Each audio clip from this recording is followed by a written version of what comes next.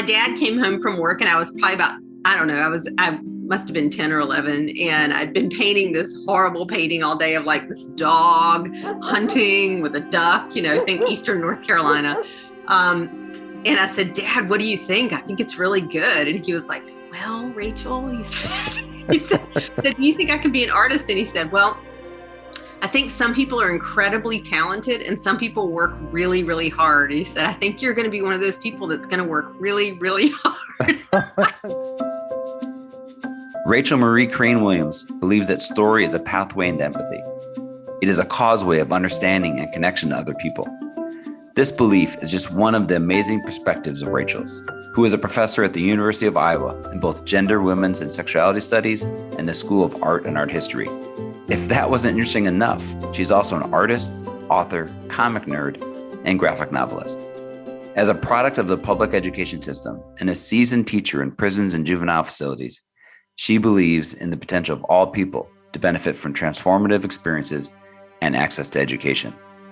Get ready to hear Rachel's story in this episode of Design Of, where we talk about the extraordinary things that happen around us every day and the people behind them. I'm your host, Justin Ahrens. Enjoy the show. So I grew up in Eastern North Carolina. We moved probably every 3 or 4 years because my dad is in the timber business. And I ended up going to East Carolina University. And then from there, I went to graduate school at Florida State. And then I was offered a job at the University of Northern Iowa. And I feel really bad, but I had to look up okay, where exactly is Iowa? So, as a Southeastern person, and loved it, came to Cedar Falls, had an incredible year. And it was honestly just by coincidence and luck that a job came up at the University of Iowa. And I applied for it and was offered the position. So that's how I've ended up here. Awesome. And, the Midwest is a beautiful place to be. It really is. The Middle Coast, as we like to say to the East and West Coasters, right? So tell me the department that you're in. So I'm in the School of Art and Art History and Studio Art and Painting and Drawing. And then I'm also in Gender, Women's, and Sexuality Studies. I'm the chair currently of Gender, Women's, and Sexuality Studies. And we have 2 majors. We have GWIS, Gender, Women's, and Sexuality Studies, but we also have the Social Justice major, which is really, both of those are near and dear to my heart. Yeah.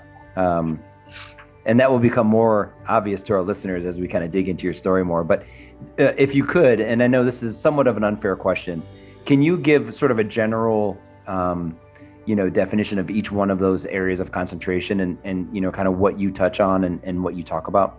Sure, absolutely. So, my work has always been interdisciplinary, and I began, my academic career as an artist. I've been making art since I was, knee-high to a grasshopper, and never imagined actually doing anything else really except for teaching. And so, those 2 things were things that I wanted to pursue. And then when I was in graduate school working on my PhD, I ended up volunteering at a women's prison. And I ended up absolutely loving that experience. The women at Jefferson Correctional Institution, now it's a men's institution. It's in a very rural part of the Panhandle in Florida. They taught me so much about art and about teaching. And really through that, I really became interested in issues around incarceration, in particular issues around incarceration with women. Wow. So you'd made a reference to the fact that you thought it was just going to be a 6-week program. So can you just go back with me if you could? And can you remember that first day or how you felt?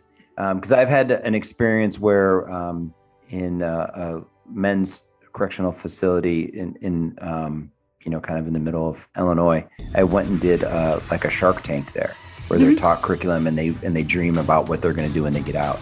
Yeah. And it was, I think you understand, it's such otherworldly, right? Because I hate doing absolutes, but most people have this bias of what prison must be, right? And it's often either what they read or what they see on TV. So how are you feeling when you first, as a young student, going into your first facility? Well, it was 1994, and prison at that point was not depicted, on television. I mean, there had been, obviously, there's the prison movie genre, but really, I didn't know very much about prisons at all. And, it's also at the time when there was a lot of political malarkey about super predators and welfare queens. I mean, there was a lot of sort of divisive stereotyping. And so I had no idea what I was going into. And the prison that I went to, like I said, Jefferson Correctional Institution, Florida has very, really rough. I mean, the prisons in Florida and really in the South in general, the carceral South is harsh. I mean, incredibly harsh. There's definitely a retributive justice component.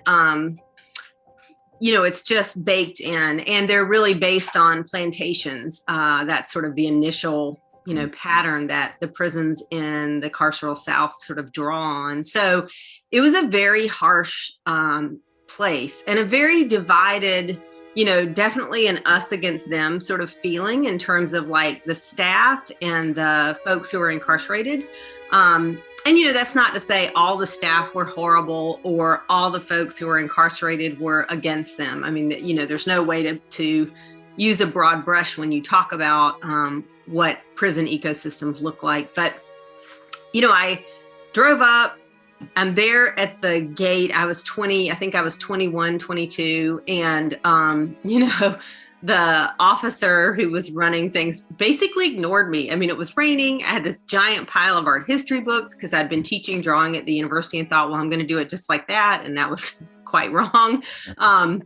So it was really intimidating, and I went into the classroom, and I was one of the younger people there. The average age of folks who are incarcerated, at least, in women's facilities, is often in 30s, 34, 35.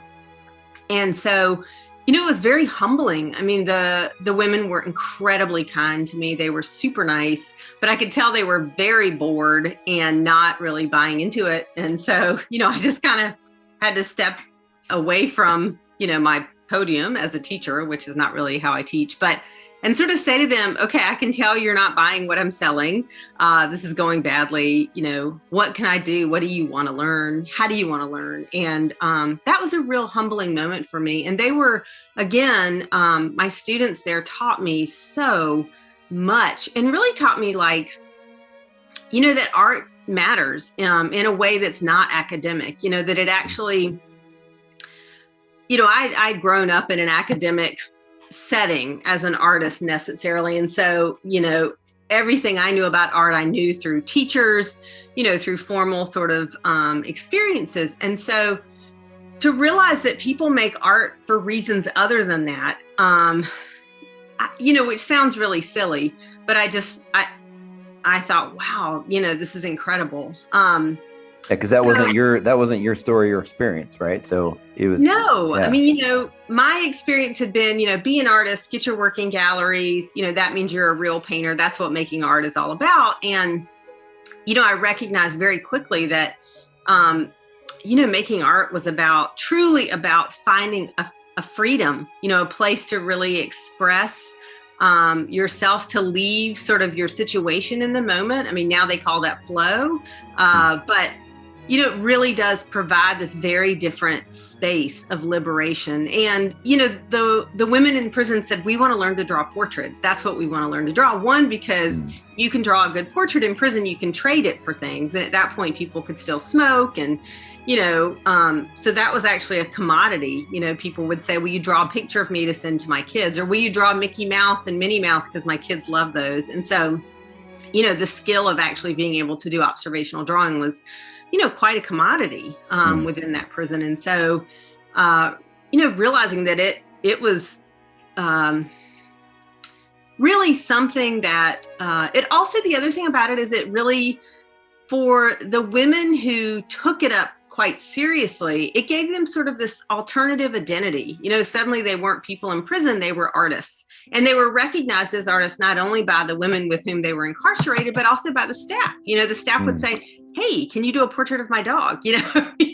So And, a few of them got out, continued to make art. I mean, that was really exciting. I ended up working with those women for about 3 years and got quite close to them before I moved.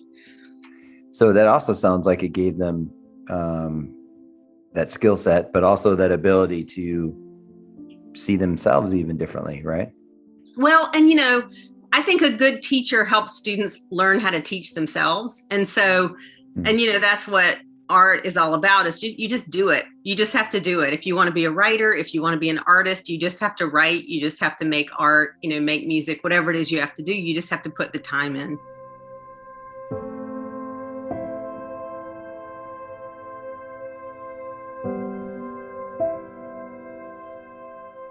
I think one thing we talk about in the Gender, Women's, and Sexuality Studies department is really theory, and why theory is made and how theory really reflects life and embodied experiences. So I think, that would be one thing, is that, you'd not only read really wonderful work, but you'd also understand, why is this relevant? How does this connect? Which I think actually in academia is critical right now. People, and actually always has been, people they're not going to learn something if it doesn't apply to their lives. It's not going to stick, and it's not going to be interesting. And so, I think praxis is absolutely incredibly important. That idea of learning by living, learning by doing. I think that would be one thing that's at the heart of our department, obviously. And we do a lot of public engagement. We are really interested in helping students find pathways and connecting to sort of meaningful lives. I mean, I think it's really, I try to always tell my students, if you go to college to find a career, you're going to be, probably disappointed in most instances. And often what you end up doing may look very different from what you planned on doing. Even if you go into something where there's a very distinct career path, teaching is one of those things. Right. You're going to be a teacher, you teach, but the actual experience of doing it is often quite different from what you imagined. So, I sort of say to them, this is about broadening your imagination, being open, learning how to find information, process information, teach yourself, teach others. I love it. So from women's studies and also social impact, that it's always been relevant, right? But it even feels more relevant now, for lack of better ways to frame it. How does that statement land with you? Does that feel true to you, or how would you, respond to that? Well, I mean, I think there's always been, there's always been a need to sort of be engaged with the world. I think right now we're at a really interesting time. I've been working with my students on this idea, is our social contract broken? And there've been moments in history, at least in this country, where it is clear the social contract is broken. It is clear that people are unsatisfied with what's happening with the state. They're unsatisfied with the lives they're sort of able to live in whatever economy they're living in. And I think, right now is a really key moment in history. I keep trying to tell my students, pay attention. We've been here before. And so, I think this is such a cliche, but I think things change, but I also think they stay the same. I mean, I think we tend to repeat history, and, I think being engaged, being awake really is very important, paying attention, what's going on, vote, talk to people that you don't know, reach beyond your social circles, really be part of the world, in a very broad way. I love it. Well, one of the, often when I'm getting ready for these things, I'll write down words that just keep coming back to me and stand out to me. And, for you, I could say, teacher and artist and author and activist and advocate, right? But something that comes to me that, feels like it is the story arc of your life is, I feel like you're a storyteller. And so I'd love to explore this concept of story, and, how that is a part of your life. Because to me, it seems really obvious. So how does story, what does the power of story mean to you? I love this question. I have to say, I think stories are really important to us, and that stories are the way we make sense of what's happened to us in the world. And I think the other thing that's interesting about story, and I tell folks, experiences look a lot of different ways. And sometimes they're really fragmented. Sometimes the chronology doesn't work. Sometimes you don't have all the details, or you're not sure what you have been told, what you remember, what you lived. And if you remember it right, I mean, memory is always fiction. It's always sort of this elusive concept. But I think stories for us are the way we make sense of the world. We decide, this is what happened and this is what it means to me. I am not a person, I'm an atheist. I don't believe that things happen for a reason. I think things just happen and then we make a reason. We sort of fit them into our life, and that in turn, that's how we say, this is what we learned from this, and this is how we grew. So I think stories are incredibly powerful. And I think, we draw on our own stories and the stories of, our ancestors, people we know, to sort of think it's sort of a way of, again, going back to this thing that Maxine Green encourages us to think about, which is social imagination. And so for us, I think story is a pathway into empathy. I think it's a pathway into understanding and connection to other people. I think story is a really important, place for us to be. I love that. So let's talk about the art then, right? In relation to story. So how would you could say that they're the same, or you could say one, is sort of a deliverer of the story. How do you feel about that? Like, where does art fit in the storytelling, sort of spectrum for you? Well, I think people think really differently. I think some people think in words. I think some people think in time. Some people think with their bodies and sensation, and they're sensual people. I think with images. And so for me, art is a lot of different things to different people, and there is no way I would ever say this is what art is. But my own personal connection to art is really those images cement particular moments in time for me. I actually have a terrible memory, but if I'm making, I do. I do too, by the way. I'm with you. Yeah. I always tell people, I'm like, I'm not a big drinker. I never did drugs. There's no explanation for this. I just suck at memory. Well, my kids make fun of me because I literally have 100 and some thousand photos on my phone. Right. And part of it is because I love to take photos, but another part of it is I take pictures of things to remember. Yes. I don't know if you ever do that. No, absolutely. I mean, for me, images are like a diary of the world. And, they're not just my images. Like, I see other people's images. And for me, those call a story to my mind, and I've had moments as an artist where, I've put an image up. And I'll never forget, I had this moment in Tallahassee. I had a show in, I think it was City Hall, and I was taking the work down, and a security officer came up to me, and she hugged me and started crying. And I'm just like, what the hell is going on with this woman, And she said, I understand what this is about. I really do. And I just want you to know, I lived through the same thing. And I was like, what is she talking about? And then she told me this, incredibly personal story that was nothing like my story, had nothing to do with anything that I thought my paintings were about, but they really struck a nerve with her. And, wow. She walked that space, all day, every day. So she really got a chance to look at that work. And I could see in that moment, of course, I didn't dissuade her or say, no, that's not actually what they're about. I just kind of held her in that moment and said, I'm so glad that my work moved you.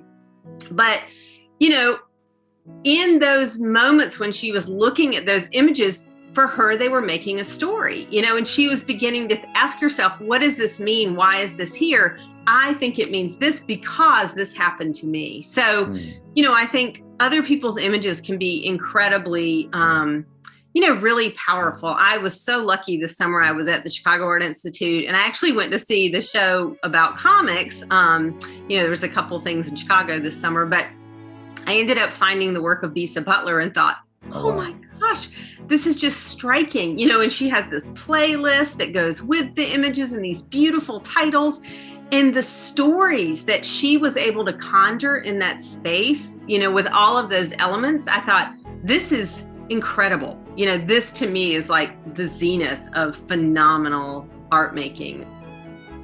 When you were younger, were you encouraged to be an artist? Did you always know you were going to be an artist? Or is this just something you did as a hobby, or, how did that manifest itself?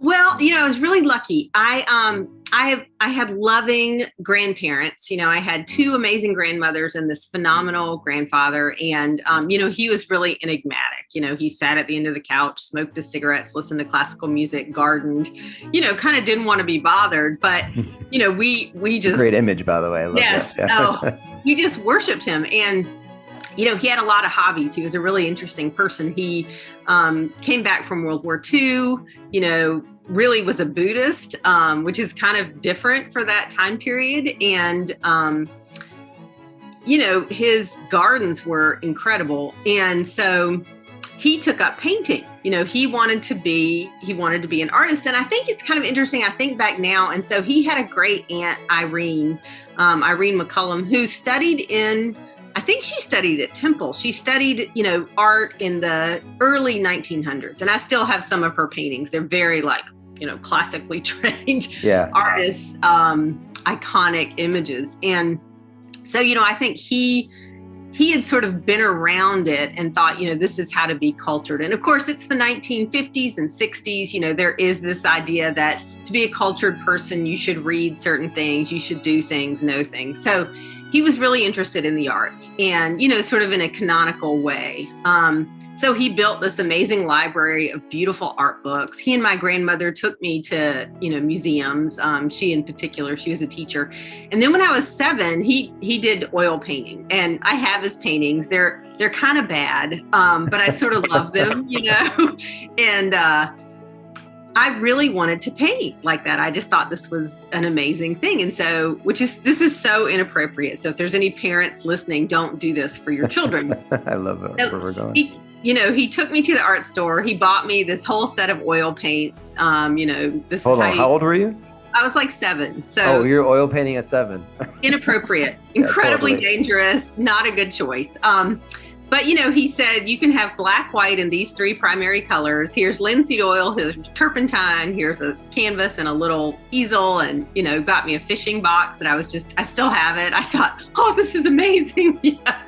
And so he painted with me. We painted together, and he sort of was like, showed me like the Bob Rossi painting tricks. Like, this is how you do a meadow, and these are clouds. And, I painted barns and ducks and dogs and things like that. And I was really bad. I mean, they aren't good. And I remember, I kept painting. I painted all the time. And so again, inappropriate. I remember painting in my room as a kid, and you should not paint in your bedroom with oil paints. Yeah. There's no issues with, odor or fire or anything. It's fine. Yeah. Not safe. But my dad came home from work, and I was probably about, I must have been 10 or 11. And I'd been painting this horrible painting all day of like this dog hunting with a duck, think Eastern North Carolina. And I said, Dad, what do you think? I think it's really good. And he was like, well, Rachel, he said, do you think I could be an artist? And he said, well, I think some people are incredibly talented and some people work really, really hard. He said, I think you're going to be one of those people that's going to work really, really hard. Dad wisdom right there. My parents don't suffer fools. And, but, I actually think that was a great, I never felt like a natural artist. I never felt like, oh, I'm so good at this. I always felt like I'm not very good at this, but I really love doing it. And, I was very fortunate to have incredibly encouraging professors, who said, you do what you do looks different from what other people do. And that's great. That's what a real original voice looks like. So I was really, really fortunate. But I think that's always stuck with me. They're like, well, you don't really have any talent, but you work really hard. And so it's going to be okay. That's actually really brilliant wisdom. And at least in my experience, it's completely true. Yeah. Going to art school, I was one of the hard workers. I loved painting. Mm-hmm. And I went in and, I think in my high school, I was maybe the quote unquote best artist, right? When you go to college, though, your class is full of all those best artists. And I remember my first painting class and just being blown away of like, oh my goodness, I'm not even in the same galaxy as some of these people. And, at that point you have a choice, right? You have a choice to either bury your head in the sand or to work harder. And I'm grateful that I worked harder, right? And I ended up not being a professional painter, but, it also led me to design. So oh, absolutely. I think your dad's wisdom, and even in that, I've walked in a room and some of the people I've admired who are designers never went to school. They just are naturally just visually can see things and put them together in a really beautiful, unique way. And I admire that. So there are some people who just have this innate, incredible aesthetic sensibility. My sister-in-law is one of those folks, and I just watch the magic. She's an interior designer that she can make happen in a space. And I think I would never have seen that. She has this sort of future vision where she can look at a pile of bricks and, within 10 minutes, she has a castle. It's just incredible, that kind of vision. And to be around people like that, I think is so inspiring. And I don't think it has anything to do with education. I think in some ways people just have these innate aesthetic senses, and they really, it's different. It is a real talent. Yeah, no, I agree with you. I also agree with the fact that if you want to be a writer, you have to write. It's just not going to happen magically, right? You're not going to take a course. Suddenly your first piece you write is going to be brilliant. There might be brilliant moments in there, right? Same thing with art. In fact, if my wife listens to this episode, she'll laugh because I've been threatening to get back into painting like a lot, and I have yet to do it. But I got she got me the new iPad with the Procreate, so I can paint on it. So I have no excuses at all now, because you can work on that. Yeah. Okay, well, enough about me. So I'd love to get back to there's two things I definitely want to talk about in our time together. So definitely your latest book piece. But before we go there, I would love to hear about, are you still working in prisons at all? I am. COVID has just devastated folks who are in prison. Just absolutely devastated them. And I know that, Iowa, where I work now, and I've been working for 20 years, the correctional institutions look pretty different compared to a lot of parts of the country. Our director of corrections is a social worker. A pretty different ethos, I think, than you would find in other places. It's still prison, but I do think they are trying to, make it the most humane thing possible when they can. There's still great instances of horrible inhumanity, but prior to COVID, I was running a support group for trans women who are incarcerated in men's prisons. And boy, talk about a very difficult position to occupy. And COVID happened and we were just shut out, and I have not been able to see my group members for almost 2 years. It absolutely breaks my heart. We've written back and forth. And right now I'm on a national research team through the Urban League, the prison, it's PIRN. I can't remember what it stands for, but we're basically looking, doing, and it's mostly folks from the outside who are interested in abolition or, thinking about what do prisons look like? What is going on in there? What's happening? Could they be, a better situation? And I think you look across the world, and of course, I would love to see a world without any prisons, where we have other ways of dealing with things, or people have all their needs met. And so, they don't find themselves in these very terrible situations. But, there are other parts of the world where prisons are a very different situation than what we have in this country. But I do still work in prisons, and there's been different times when I've tried to move away from it. I always come back, and I find that I really like working with women, and what I really love is when they leave prison and they get out and they're successful and they find love and they build these beautiful families and they become incredible community members. And that's really what we hope for everyone. So I can tell you, there's a number of women with whom I've worked, and it's not because they worked with me, it's just because they got opportunities and ended up getting their lives together. So that's great. Have you explored that question though? Have you explored why you keep going back? I have, and it's super interesting. So I think about it. It's kind of hard to make sense of. I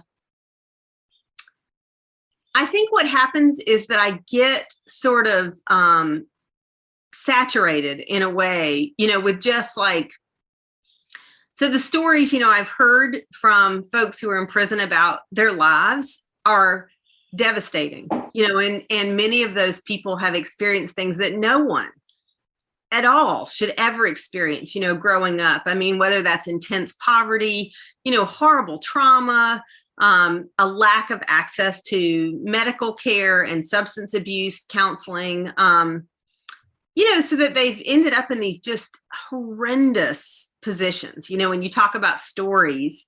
And I think there are times when I'm so saturated, I can't take it in anymore. And so I kind of have to step away. But I do end up coming back just because I do find that, one, I get so much out of that experience. I mean, like I said, the way that I've learned to teach is by working with folks who are incarcerated. I mean, they pull no punches, they critique all the time, which I find very, can be really helpful. I also feel that, it's a space where there aren't a lot of liberating spaces in prisons. I mean, there really isn't. I don't care how quote unquote progressive the prison is. There are very few spaces where people can feel human and normal and forget, what's happening. And so I think opening those kinds of spaces up can be incredibly meaningful. And I really get attached to people. I mean, some of the folks at Mitchellville who I've known, which is the prison where I work most often, I've known them for 20 years. We know our kids. It's amazing. Yeah. Having a little experience in a prison environment, the one element that surprised me was the reality, at least from my perspective, that prison was not set up to help those incarcerated to become reformed, or that it was very rehabilitative. I asked Rachel how she felt about that. No, I don't think prisons are rehabilitative. I mean, I think in some ways, they take people out of their lives, which has incredible consequences, but sometimes they sort of help people hit the reset button. But oftentimes people end up going back to the same situation they were in before, which is really oftentimes, a narrative of scarcity. I mean, they might have incredible family relationships, which have been sustaining. And I think really, if we want to talk about quote unquote rehabilitation, helping families stay connected or helping people stay connected to their communities is probably one of the most rehabilitative things people can do. I think helping people stay connected to their children, when it's a healthy relationship and there's not harm happening, is also can be incredible. And, people don't recognize that you can be a great parent and be incarcerated. Those two things they don't cancel each other out. So I think, especially when I think about women who are incarcerated, who are mothers, they are often very driven to kind of get their lives together for the sake of their families. So I think that can make a big difference. And many of the folks I've seen who have come out and been successful, it's partly because they've become involved in a healthy relationship, whether that's with their family, whether that's with a job or a partner, or their child. I think that's probably one of the most rehabilitative things we can do for people is to connect them with other people. Yeah, that's great. I think that, it's easy for people to, look at things in this sort of Twitter world and be like, oh, so-and-so probably deserves there, or, and the reality is, and I'm sure you've experienced this, it's messy, right? It's Incredible. I think people would be blown away on the range of individuals, right, that are incarcerated.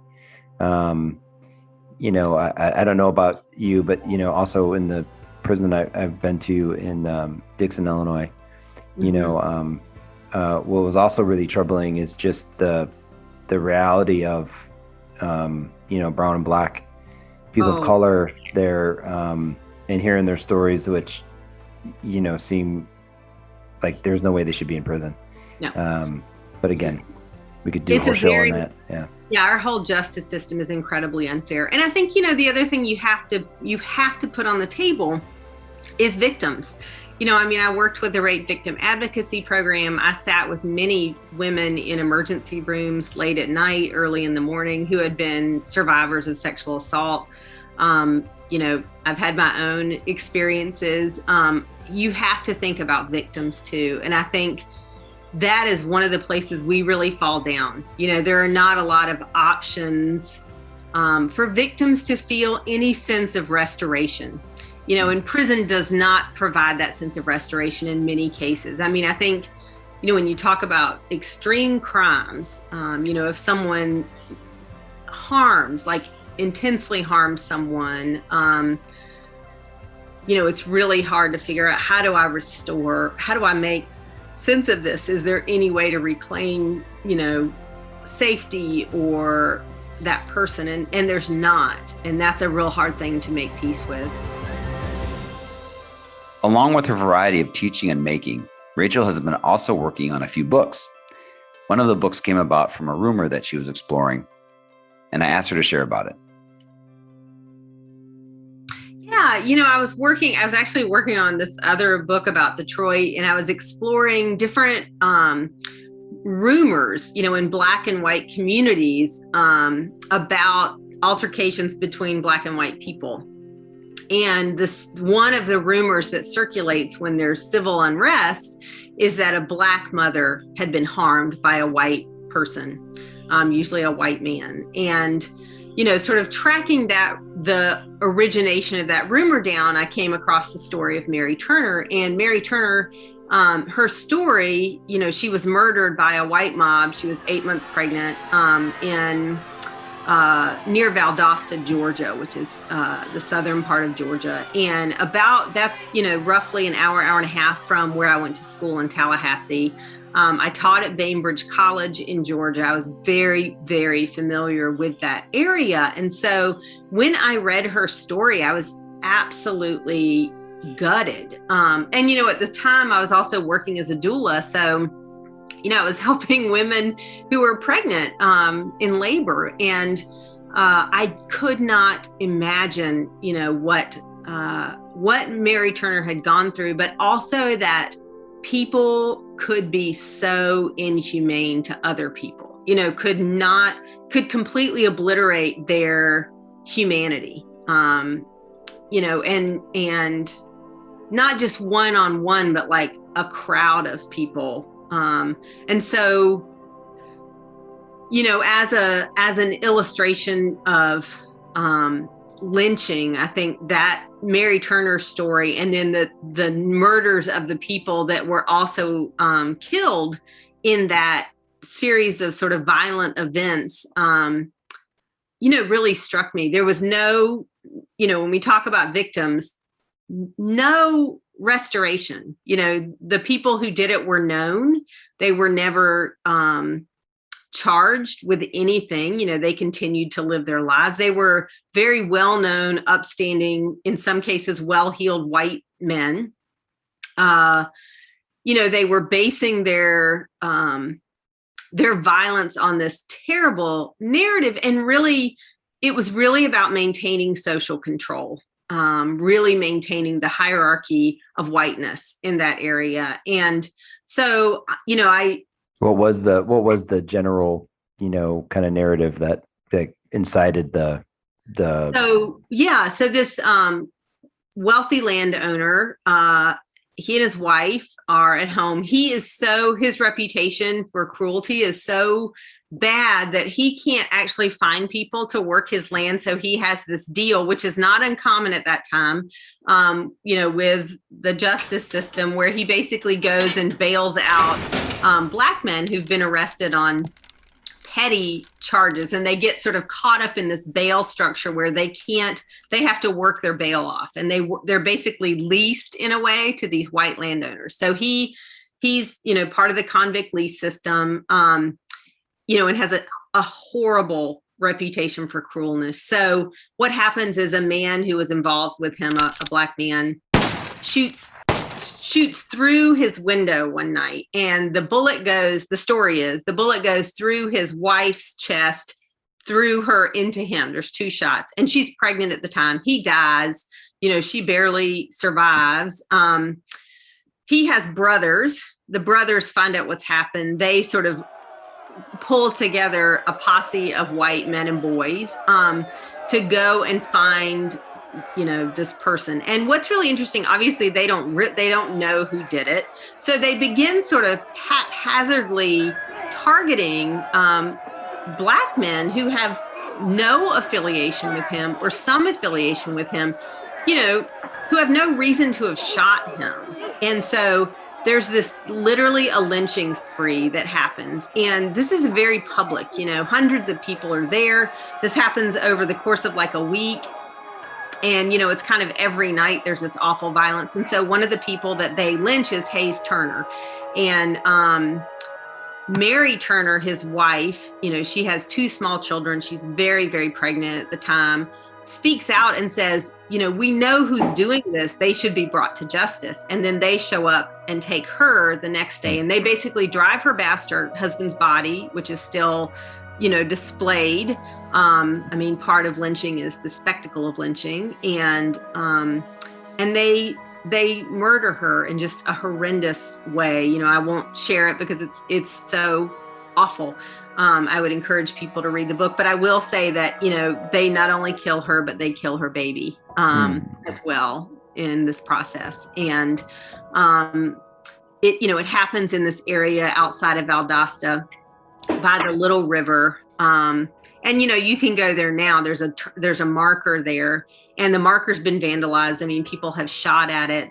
They've run it over to the point it had to be taken down. And now there's a large steel cross holding its place, which is obviously much harder to shoot because it's so thin, but it's also steel. So I think people that decide they want to hit it, with their automobile are going to be dissuaded. But that history is still so deeply ingrained in that region. There's really, there's nowhere you can go, in Alabama, Georgia, Mississippi, even Florida, obviously, is a huge, player in that history of lynching, that is not always just, present, and has not, it's influenced relationships and communities across the South and in other parts of the country. Lynching happened everywhere. Yeah. Well, thank you for sharing that story and also doing this piece. And then there's something unique about this book as well. I believe if someone purchases it, what happens to the proceeds? I don't want any money at all ever from this book. And so that money goes to the Civil Rights Center in Atlanta, Georgia, which is where I think it belongs, and, that again, for me, I really wanted, a memorial or a monument or something that sort of keeps history alive to sort of benefit from that. And I wanted it to be in Georgia. And I looked long and hard to try to figure out, who to get the money to. And the family, Mary Turner's family does not obviously want any attention for various reasons related to safety, but also doesn't want any of the proceeds from this as well. And her great nephew wrote a piece for the book, which is phenomenal. I would encourage people to read it. So, and that book, is another thing. It came to me in images. I went, I was thinking about her story. I happened to stop at the Women's Art Museum in Washington, D.C.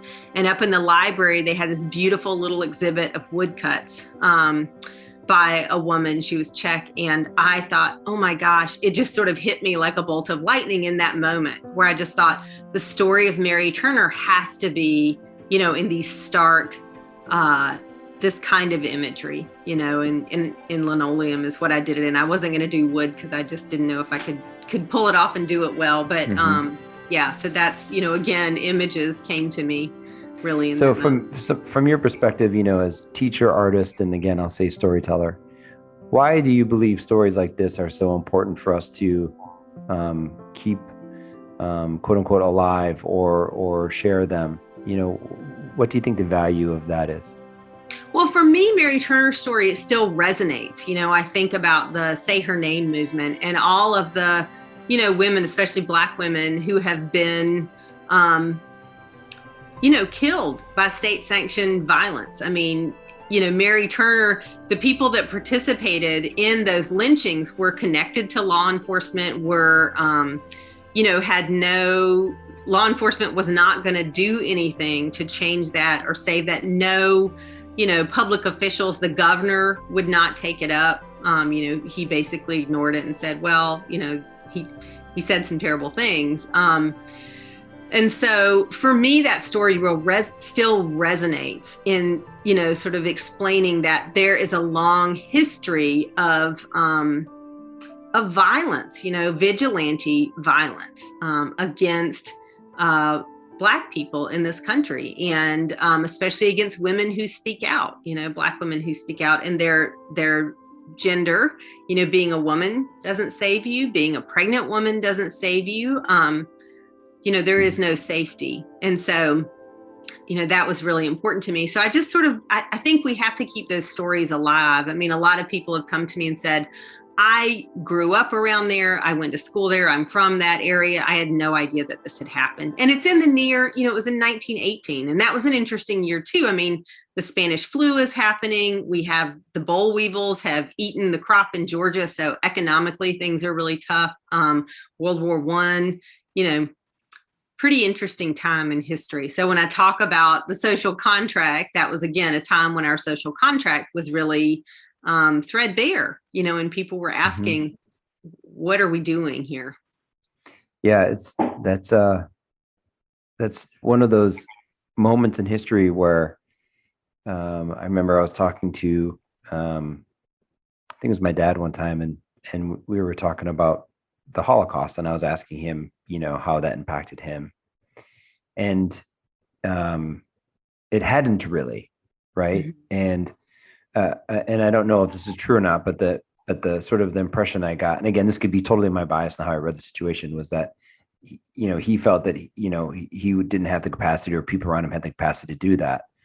And, I think about the Mary Turner story and even recent events. I'm thinking, sadly, there's way too many people that would need the reminder of that, because we are capable of doing horrible things, right? We're still doing horrible things. And so that's the first thing I thought of when I was, exploring that. Is I'm like, these are the kind of stories that we need to be reminded of, because sadly we all have it in us, at some level.